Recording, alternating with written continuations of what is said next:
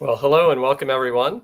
Mark Lane-Holbert here, and I'm so glad that you're able to join us for this session. I'm excited to share a little bit about my work and some of the great things that we can learn from and share with our students.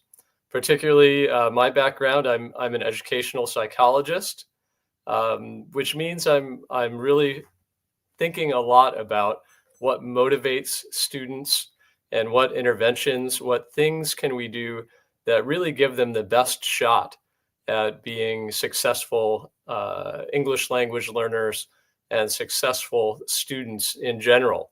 So I'm really happy to share with you about a little bit about my field and my work.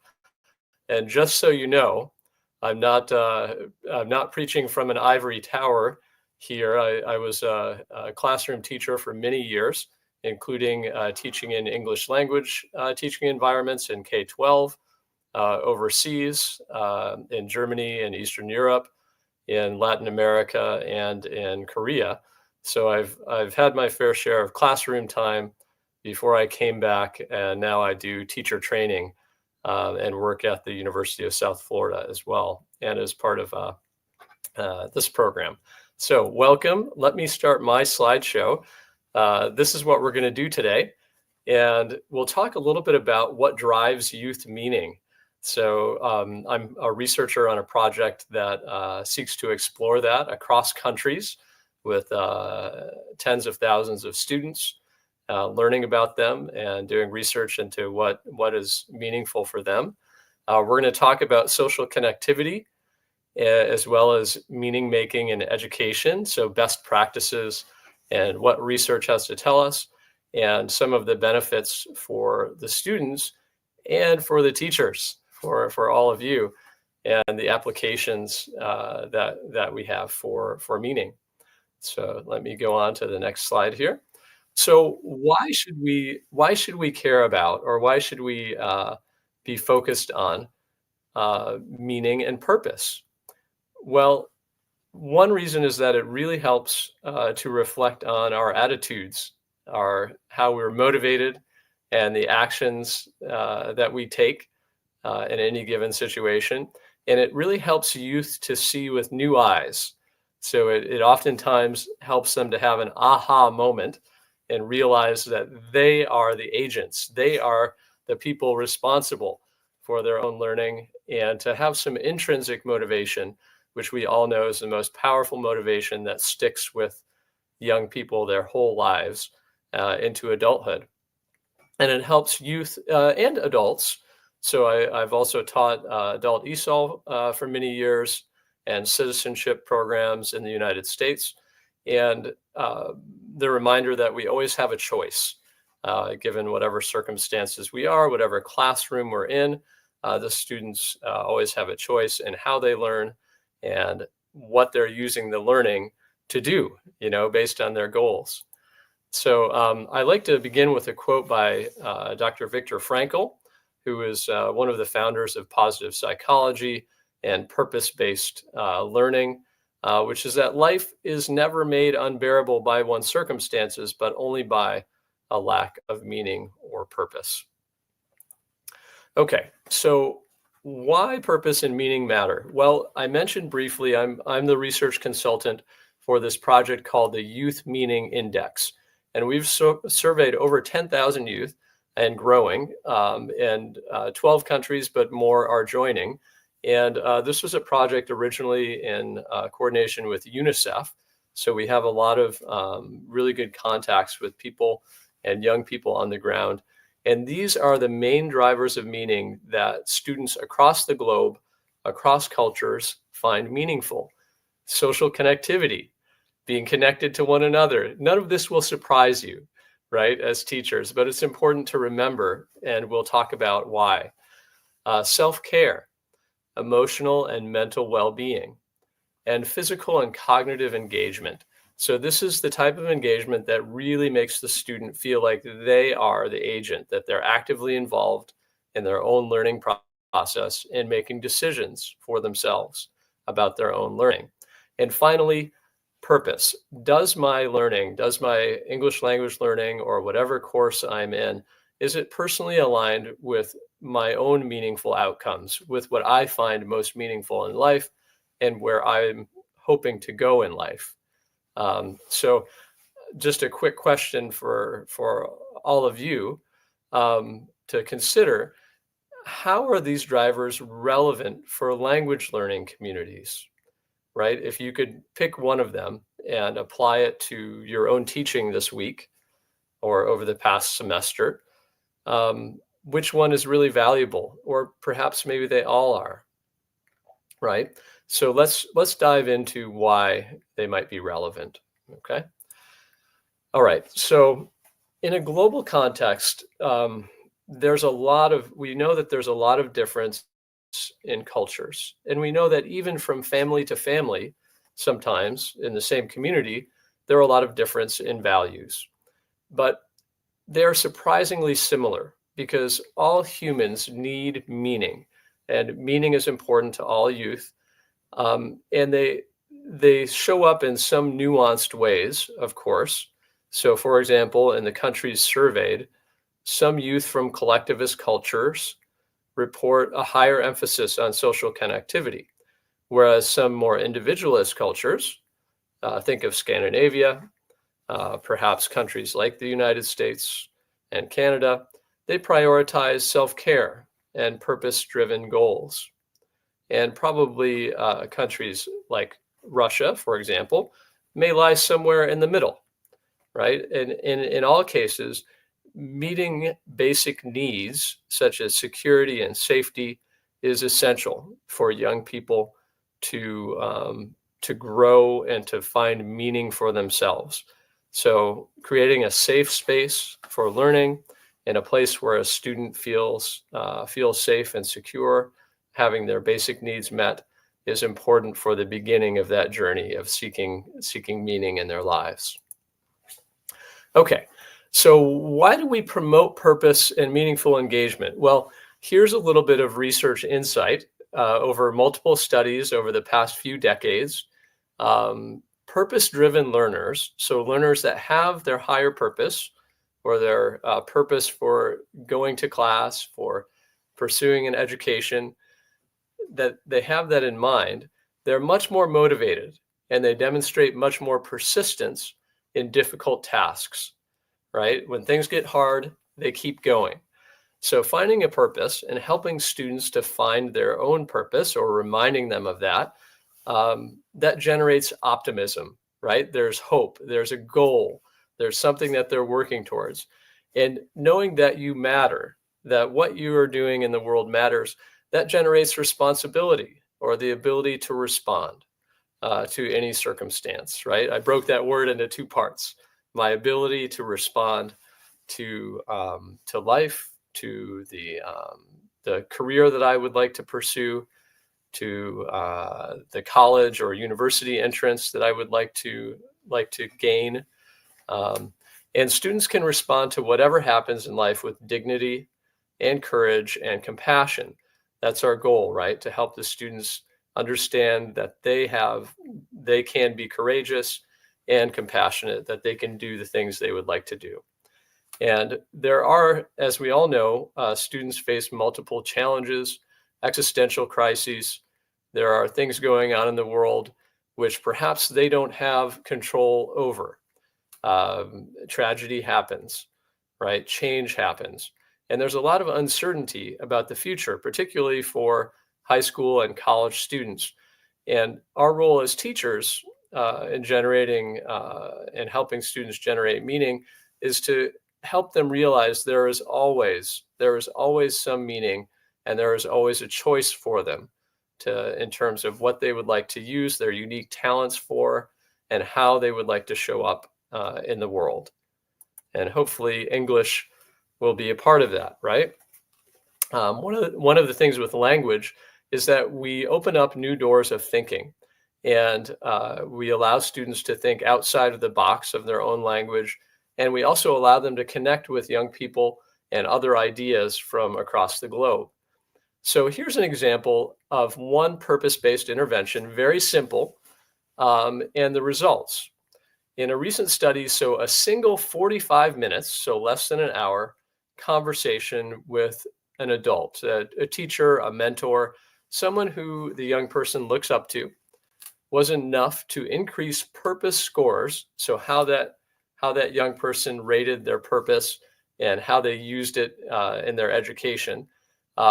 Just that short intervention of a conversation about, have you thought about your purpose?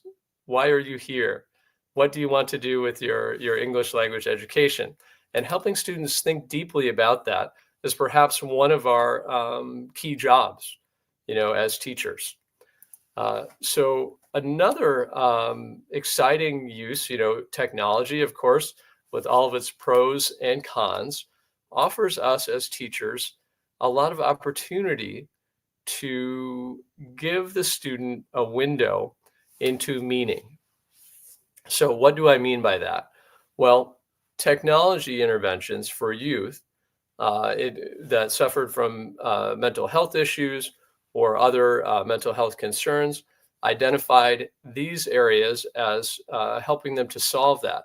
And you can think of mental health as, for example, suffering from some level of depression or anxiety. They could be facing a difficult life circumstance, right? So things that are really responsive to interventions. And things like role playing, interactive online modules, gamification, which means turning a language thing into a game, or some multimedia content from native English speakers that are doing amazing things that are similar to the experience, or where the student can see themselves in someone else who is suffering or going through a really difficult life challenge. And then they can relate to that, right? They can see how they might overcome based upon what someone else is experiencing. Excuse me. And here are a few experiential. So when I say experiential, what I mean is replicating the real world or doing something in the real world, maybe outside the classroom or inside the classroom, where it somehow connects to the world outside. So for example, a student can take on roles such as a customer or a job candidate, right? That's always a fun one for their ideal job. Or a traveler, right? Traveling in an English-speaking country. And the learner will build this conversational fluency. They get to practice situational vocabulary, but most of all, they improve cultural competence, and they feel as if they're part of a community, part of the target language community. And that, in my opinion, that is perhaps the most important thing in learner motivation, is helping that student feel like they're a part of something bigger than themselves, and knowing that other people will benefit from that, right? So immersive virtual field trips have been growing with the advent of better and better technology and internet connection, where a student can virtually visit a place they've always wanted to go and learn about. So some of the key elements to this are hands-on activities, an opportunity for diverse perspectives and mentorship, and just really the ability, again, to connect with that target language community. The other area which is my area, or one of my areas of focus, and one that I work with young people as a coach and as take students on retreats and trips, is this movement and sports-based. So when I say that, essentially that's whenever we get young people outside and moving together. It can also be for young adults or older adults. This could be something as formal as dance or theater, but it could be something as simple as going for a walk and giving the students a pair question. So to talk within a pair and walk together, right? It could be something where you partner a younger student with a mentor, or with a high school or a college student, and you ask them to talk about a question in English. What is your favorite quote? Or what is one way that you would love to see the world change? What is your favorite, whatever? And then tell each other about it and discuss why it's important to you. A simple question like that, two people will talk all day. They'll get started and they won't stop. So what does this do? What does integrating movement into the classroom do? Well, it cultivates body awareness and self-confidence. It creates a caring climate that is youth-centered. It's a very task-oriented environment. And if we do pairs, then it creates quality adult-youth relationships, right? People naturally bond with others when they're moving together, even in the course of a short period of time. Okay, and finally, in this particular area, I would like to share a little bit about fostering social connectivity in the language classroom. So the role of learning communities is to create trust, right? For someone to feel like they're a part of a community. So when they feel that trust, or when they feel a part of a group, then they will automatically feel motivated to contribute to the group's improvement, be that in English skills, or a group task, or peer learning, or even a virtual language exchange. If we can make them feel connected and a part of something. We all know ways to start to do that with icebreakers and with a task that the whole group has to accomplish together, maybe even some form of group competition between different groups, and then coming together to celebrate one another and your creation or your accomplishment. But there are other ways to do that too, which is more purpose and meaning based. So let's explore some of those. Recent neuroscience studies, with the benefit of some of the technology that is able to scan the brain, tells us more information about collaboration. So experiential learning and purpose-based learning, so focusing on the purpose, the higher purpose for being there, helps brain connectivity, including executive function. And collaborative tasks allow us to improve our attention over time and also improve cognitive adaptability. So that's the area where students are able to switch between different tasks, and they're able to be really adaptive or flexible and to try new things. And they're more willing to do so if others are doing it, right? If they're doing it together. And socially meaningful interactions, so interactions that students see as meaningful, contribute to that linguistic skill and also to neural plasticity. So the plasticity of the brain, the ability to make new connections, and especially important in language learning. So here are a few applications. We can design more immersive projects as much as possible. We can leverage collaborative learning, so we can boost motivation and retention. And we can also focus again on community-based strategies. So what is one way that we think about community-based? There are a lot of ways. One of them would be to connect with the community in mentoring. So if you are teaching middle or high schoolers, that they would then partner and support younger learners.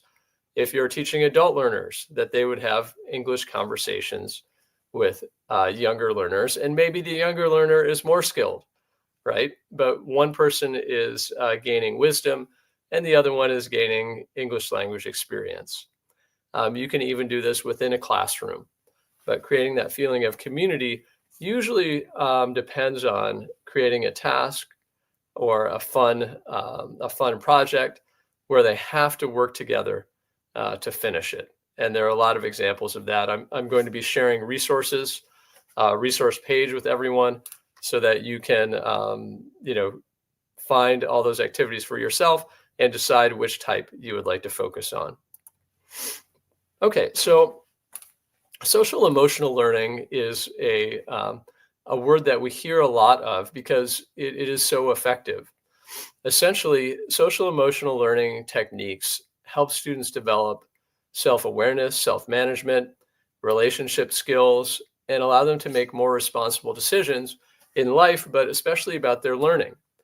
And in particular, language learning, uh, we see tons and tons of applications of this, being empathetic, being sensitive to the cultural differences of the target language community, and also helping the material to be relevant. So here are a few examples. I'll allow you to just read for a moment.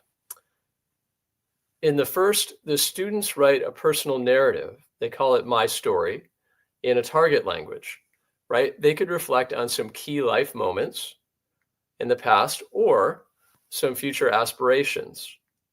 And there's all sorts of ways to amend and diversify this. But the goal is to foster self-awareness and practice storytelling. And the one thing that is common across all human cultures is storytelling and learning from stories. So that is a very practical, very easy SEL activity that you could do on a weekly basis, and just amend the prompt, amend the activity for storytelling. The other area of SEL, which is very important, is self-care. And I know that in many places, meditation is not as popular, but we have that entry into saying, well, in English-speaking culture, meditation and reflective journaling are really a part of SEL classroom practice, standard things that students do. And so to get into that English-speaking culture, you can use guided meditations that are in English, and you can pause for 5 minutes during class time to help the student become more aligned and more connected to how they're feeling, to their breath, to any emotions, strong emotions that they may be having, that sort of thing. And I will again be sharing my suggestions for those guided meditations, and on the resource page, the resource document, which I believe our moderators will be sharing with you as a Google document. And there'll be links there. The one which I use most often, which is a free, no commercial, free site, is called Insight Timer. And I'll type that in the chat, and it will also be in in both the end of my presentation resources and in the Google Doc. Okay. All right, and so let's look for just a few minutes at examples that are age differentiated, okay, that are appropriate for different ages.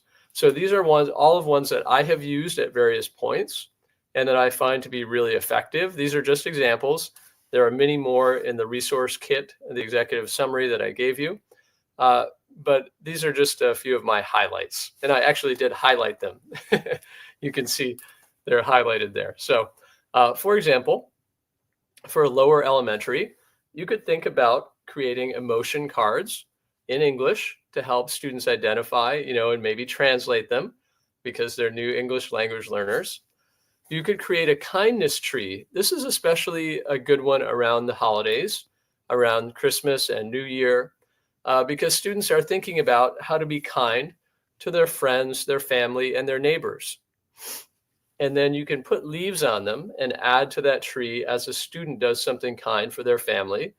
They can write it, simply in English. You can help them, or you can have a partner help them to write it out. And then they read each other's acts of kindness, and they get ideas, right, as to what they could do. For upper elementary, you could think more about empathy and personal goal setting. So you could have the students interview a peer about a favorite memory, or maybe an act of kindness that they've done, right? You could extend that kindness tree activity. And they could practice active listening just by saying, okay, you're just going to listen for 2 or 3 minutes.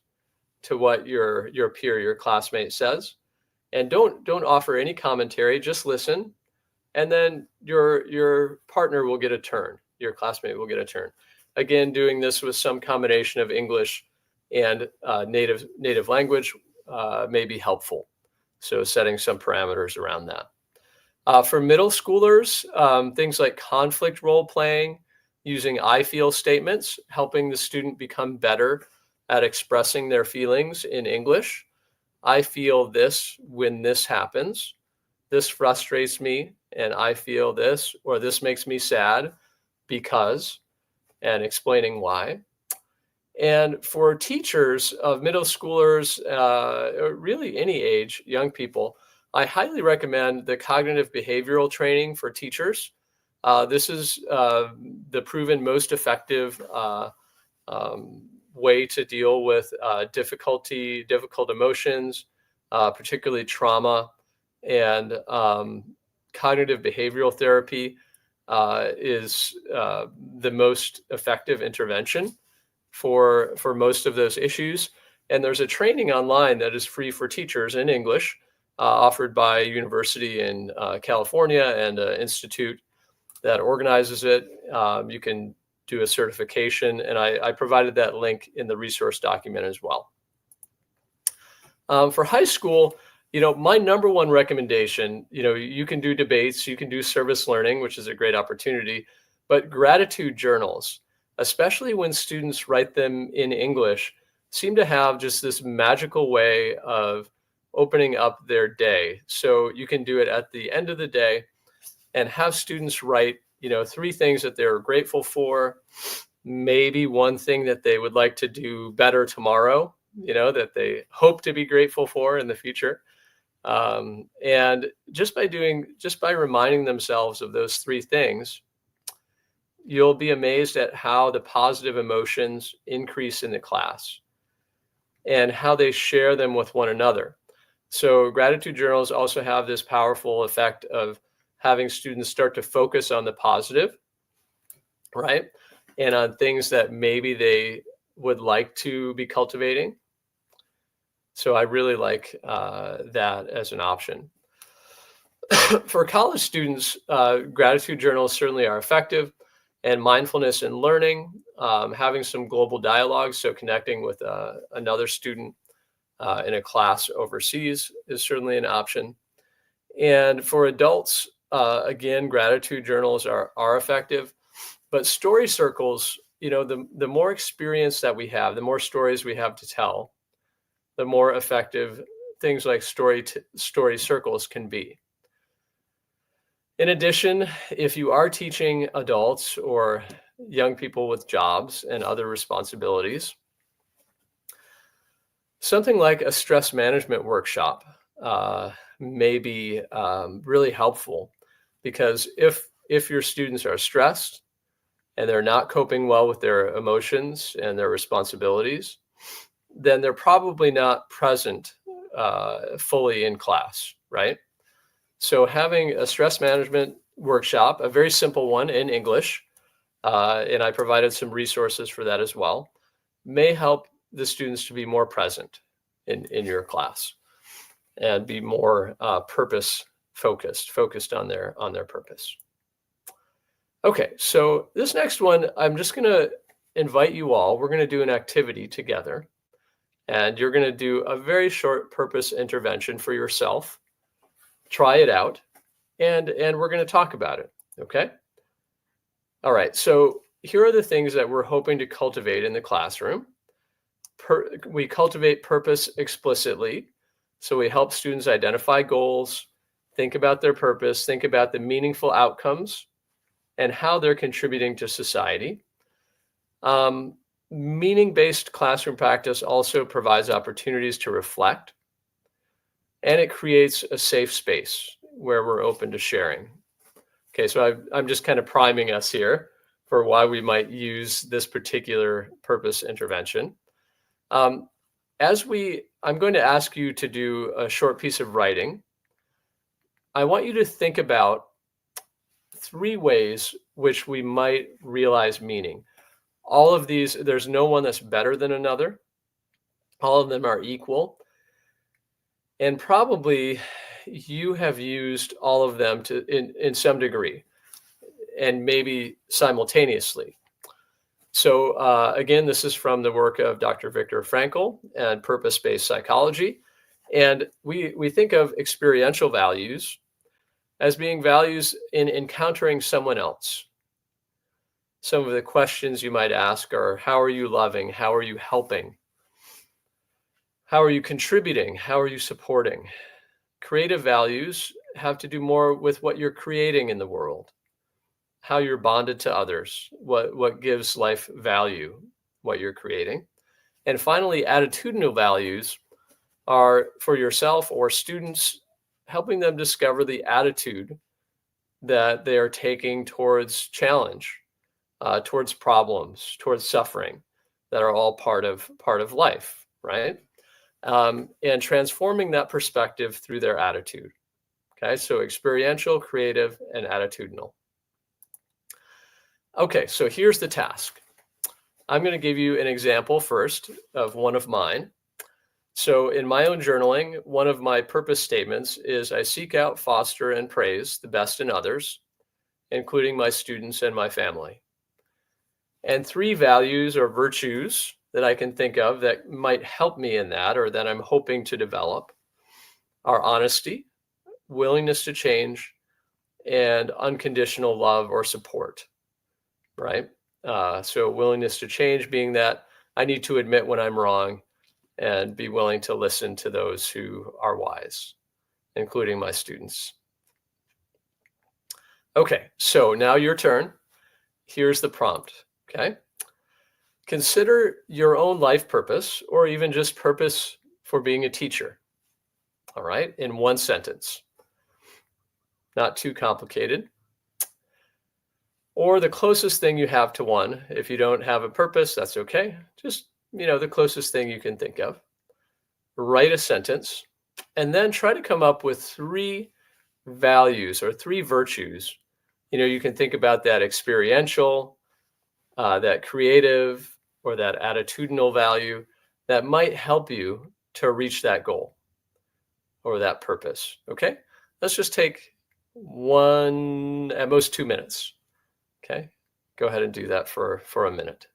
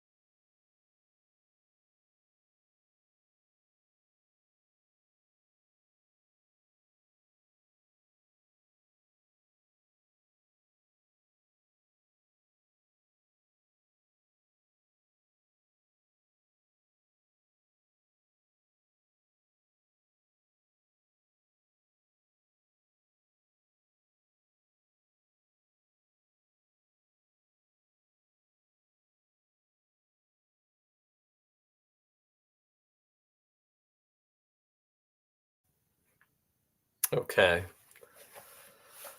I don't want to take too much time here, so hopefully you came up with a few. And you can imagine how that would be effective for students as well, particularly students that are a little older and may have thought about the why behind what they're studying or what they're doing with the English. So you may have identified in your own purpose that beyond the self purpose, it refers to the goals and aspirations that transcend your personal gain, right? So focusing on your contribution to the world and to others. Sometimes a student will say something like, well, my purpose is to get rich or famous, right? Or to get this really nice car. And that's okay. Any purpose, any goal that they have is fantastic. But then, if we can challenge them to think more about that, well, why do you want to have fame or more money? Well, I want to provide for my family, or I want to build this thing that I have a dream of building, right? And that's what we're getting at, what they want to really do in the world. So why does it matter? Because increased engagement, students will have higher levels of intrinsic motivations when they're reminded often of their purpose for being there, and possibly for their community and the world around them. It also fosters resilience and perseverance. When students, they fail, we all have setbacks, but that fail can just be a learning experience, a way to get better and better if they see it as a progression, towards fulfilling their purpose. And finally, the social impact. So students learn the value of contributing by reflecting on that beyond the self purpose. And I think probably all of you, at least part of your purpose that you identified, you can see how that is about something beyond yourself, right? And focusing on that aspect of purpose helps us to enhance our social emotional skills and to have empathy, because we begin to realize, as we hear other students, other fellows around us, other human beings share their story and share their purpose, we begin to recognize that we are part of something much bigger, and that everyone else is trying to work for something good as well. So that social impact is really important. Some other insights from research is that beyond the self-oriented mindset helps us to achieve long-term goals and really helps with future-oriented thinking. When life throws us a curveball, when we don't get into the college program that we want, or when we have to shift gears and do something different, then we're not so distraught, right? We see it as just another opportunity to work towards our purpose. And it shifts focus away from performance and towards an ethical and collaborative and meaningful pursuit. So in other words, it makes us better global citizens. And we feel more connected to that target English language speaking community. So what are some of the practical ways or practical best practices? That's a tongue twister. Try saying that 10 times. Some of the practical best practices for our classroom. So one that's really, really proven is to use service learning. And if you can, target language skills. So again, I mentioned peers or community impact. Wherever possible, things like language learning partnerships are wonderful. You can also facilitate discussion on how learning connects to global challenges. So in my native language, right, climate change or global warming or the environment may mean one thing, but when I expand it to listen to English-speaking voices around the globe, young people my age, then all of a sudden it changes, right? Our mind expands. And again, promoting storytelling and journaling activities. I can't say how important it is for students to reflect on their own learning in order to become more reflective, have more agency, to be more engaged in their own learning. And encouraging them to journal in English is, of course, great too. Okay, so a little bit of debrief on Beyond the Self.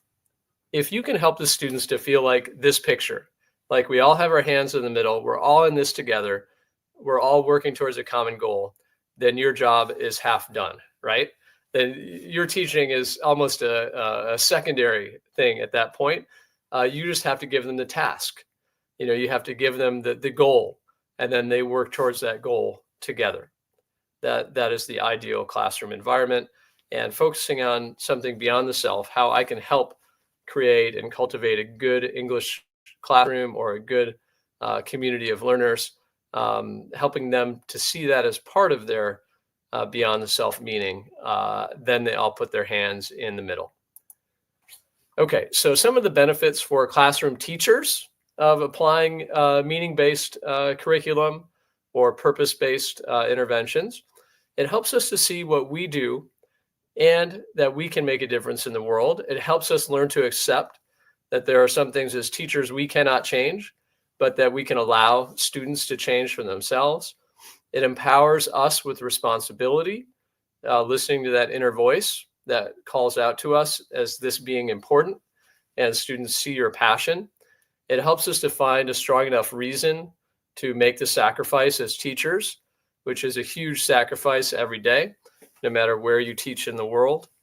And it also teaches us to transcend our ego, because quite often my ego is the biggest thing that gets in the way of me being an effective teacher, in order to give the students the control and let them say what is valuable and important to themselves.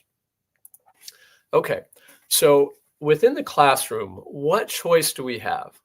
Well, again, for us as teachers, and something that we hope to pass on to our students, right? I think if we can get these three things right, then we will be really effective in the area of meaning and help our students to have more purposeful learning.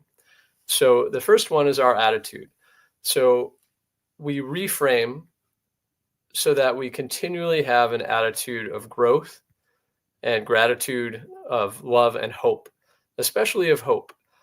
Because if a student has hope, then they will continue to strive, right? So reframing failure as an opportunity to growth, reframing a disappointment in an inability in English language learning to be an opportunity to communicate with someone we want to communicate with.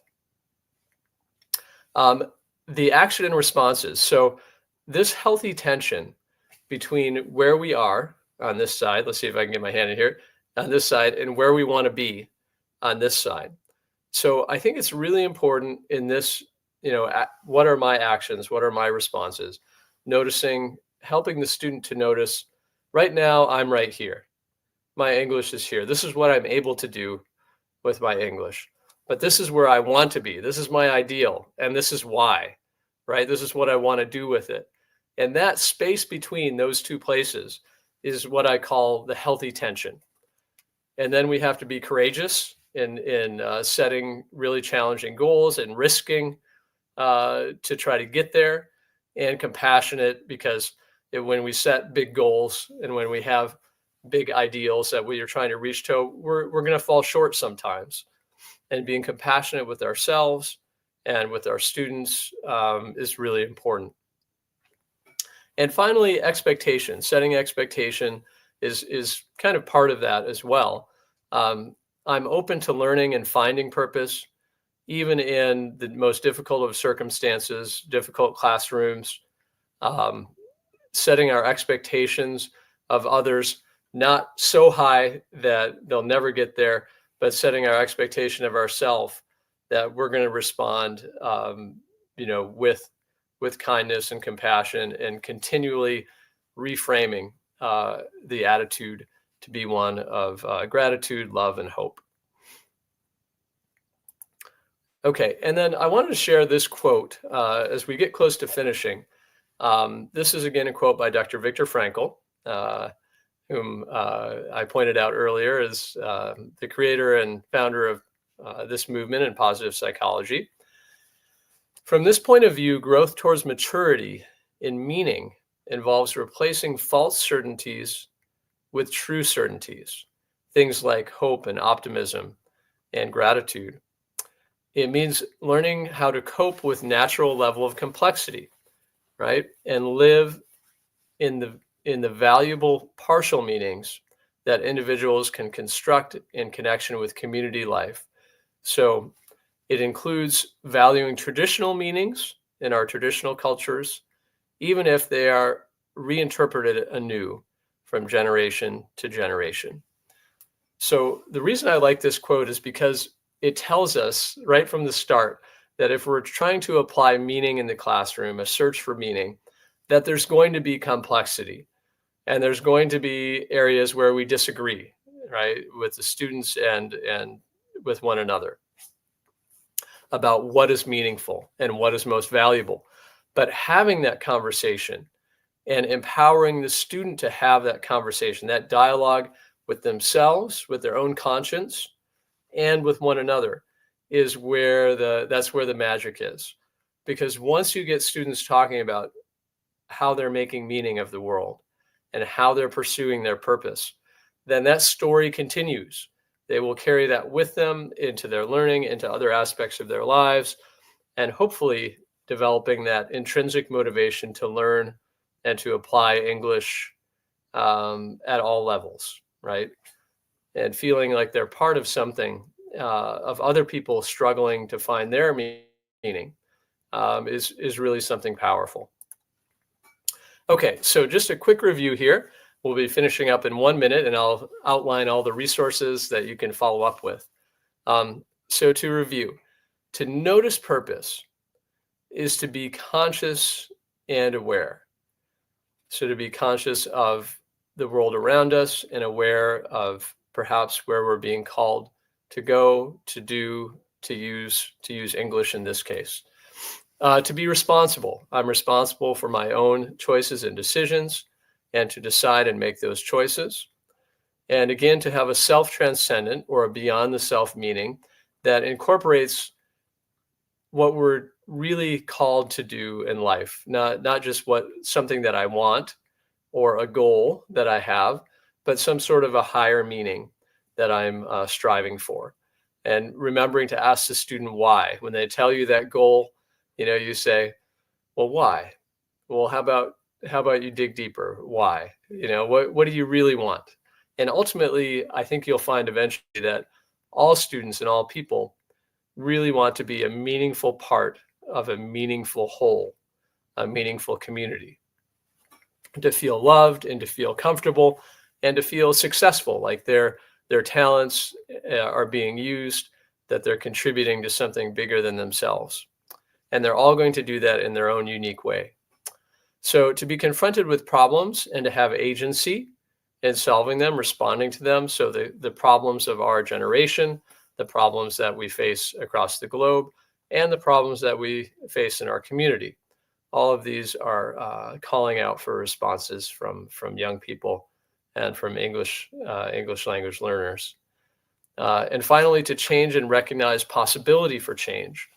So sometimes we get so stuck and we think that we're stuck in the place, in the family, in the patterns that we've been passed down.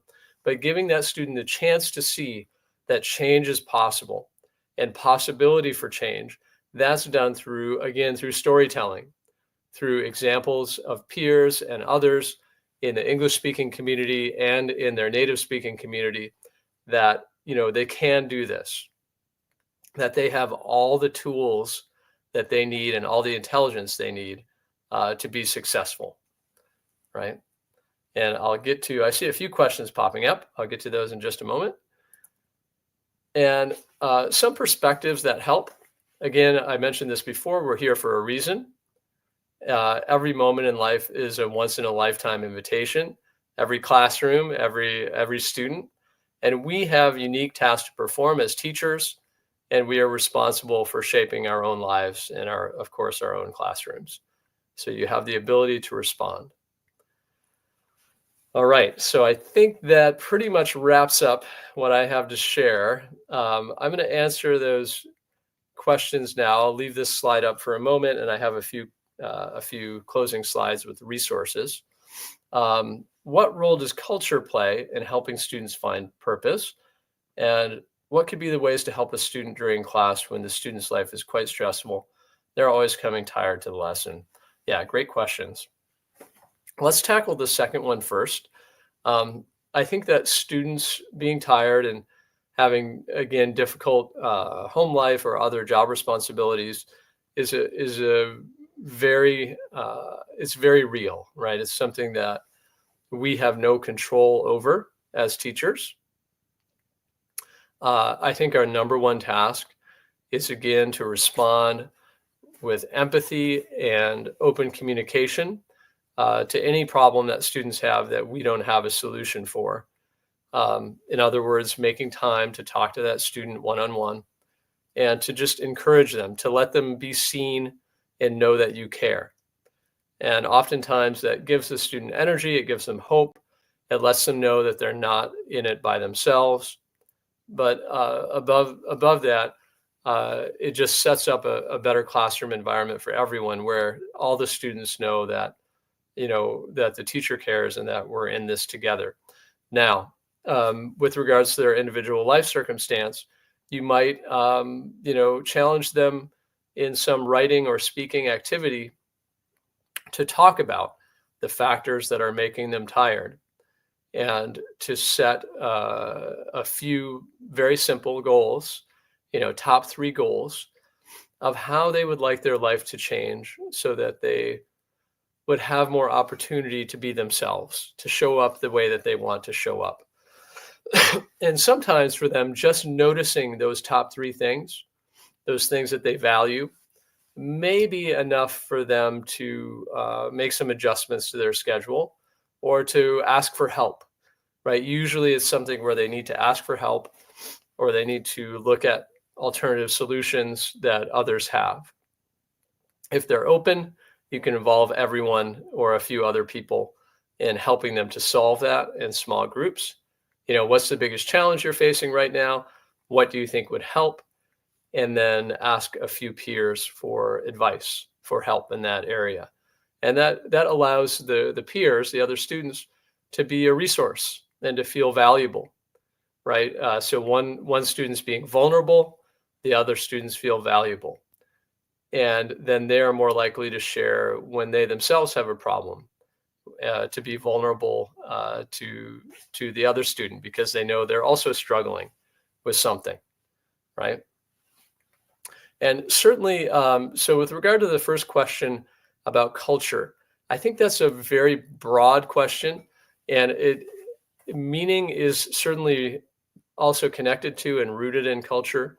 But like I said, there are certain main drivers for meaning that cut across cultures, and kind of how those play out in individual cultures is much more nuanced. So I don't know I have a very clear cut, but I do have some resources for you to read more on, okay? I would like to share with you this executive teacher summary, which the moderators will share in the chat. I have it as a Google Doc. You can download it as a PDF slide. It has hyperlinks, so it has a lot of links to resources. You can also email me if you have follow-up or additional questions. I have my faculty email there at USF, so that's the University of South Florida, and then my first initial and last name. So feel free to take a screenshot of that, but I've also shared it in the resources document. And the resources document looks something like this. I've partitioned it off into really easily followed links and resources.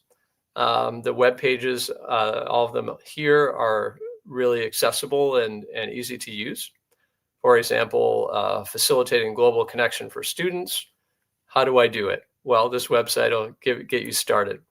For example, the cognitive behavioral intervention. If you want to pursue some training yourself, then you can register and go through. I think it's like maybe a 10-hour training or something like that. There's a Harvard resource for developing empathy and purpose among students from Harvard. And here are some more practical classroom tools. And again, this is on the resource document. Sown to Grow is a great goal setting platform. Everyone loves goal setting. There's also the Insight Timer page that I mentioned. And I have my own Insight Timer page where I offer some guided meditation on movement therapy, on recovery from trauma, and things like that for students and teachers as well. And really interesting, if you search student meditation or learning or test meditation or relieve anxiety, something like that, you'll find lots of great resources there on Insight Timer. Okay, I believe that's everything. And I do see a third question there. Top 3 goals, current life, or top 3 goals they would reach to solve during a lesson. That's right, either one. It depends on how large you want to go in terms of framing the purpose discussion. But yeah, both, I think both are great. And I look forward to hearing more of your questions by email if you have them. And it's been really a pleasure to spend time with you today. Thank you for being here.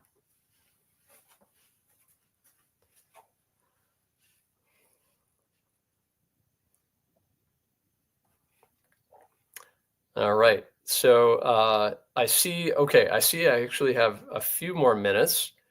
I saw the timer went to 1 hour, so I thought they were going to cut us off. But yeah, so that is all the additional resources that I have. But in terms of yeah, other questions you might have, again, feel free to put them in the chat or message me. And I hope that you both enjoyed this, and the resource document will give you some more ideas for what you might be able to do in your classrooms.